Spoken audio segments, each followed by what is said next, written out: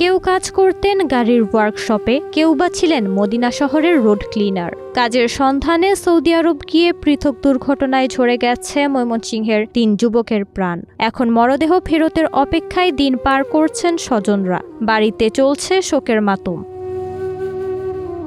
নিহতরা হলেন ময়মনসিংহ জেলার গফরগাঁও উপজেলার পাগলা থানা নিগুয়ারি ইউনিয়নের আবু সাইদের ছেলে ইকরাম, লঙ্গাইর ইউনিয়নের খোকা মিয়ার ছেলে রিফাত এবং পাইথল ইউনিয়নের বদরউদ্দিন তোতা মিয়ার ছেলে সুমন মিয়া। বুধবার সন্ধ্যায় পাগলা থানার ওসি ফেরদৌস আলম সৌদি আরবে দুর্ঘটনায় ৩ জনের মৃত্যুর বিষয়টি নিশ্চিত করেছেন। তিনি জানান, সংশ্লিষ্ট ইউনিয়নের বিট অফিসারদের মাধ্যমে ৩ জনের মৃত্যুর বিষয়ে নিশ্চিত হয়েছেন। তাদের পরিবারের সাথে যোগাযোগ করেছেন। মরদেহ আনার প্রক্রিয়া চলছে।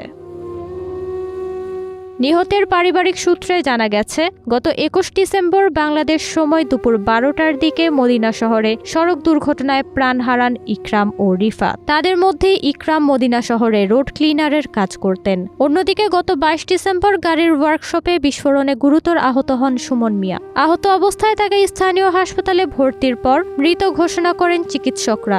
সুমন মিয়া ওই ওয়ার্কশপে শ্রমিক হিসেবে কাজ করতেন।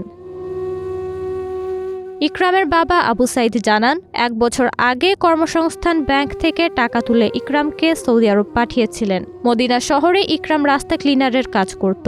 ঘটনার দিন সকালে কাজ শেষে গাড়িতে করে বাসায় ফেরার পথে পেছন থেকে অন্য একটি গাড়ি ধাক্কা দেয়। ঘটনাস্থলেই তার মৃত্যু হয়।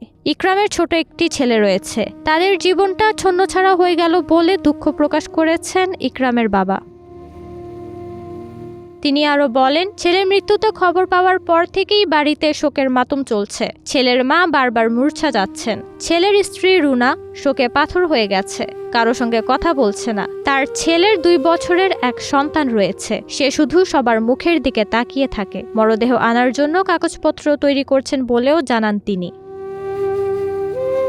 একইভাবে অভাবের সংসার গুছিয়ে নিতে ব্যাংক থেকে ঋণ নিয়ে সৌদি আরব পাড়ি জমিয়েছিলেন রিফাত। রিফাতের বাবা খোকা মিয়া জানান, পরিবারে অভাব খোঁচাতে ব্যাংক থেকে টাকা লোন করে ১ বছর আগে ছেলেকে বিদেশ পাঠিয়েছিলেন। এখন ছেলেকে হারিয়ে ফেলেছেন। একই সাথে পুত্র শোক এবং ঋণের টাকা শোধ করার চিন্তা গ্রাস করছে রিফাতের পরিবারকে।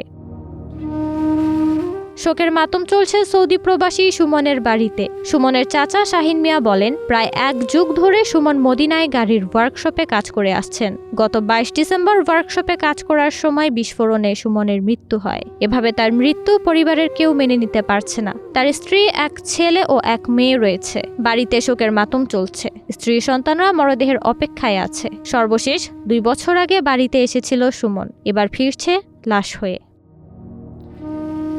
নওরিন নাওয়ার, প্রবাস খবর।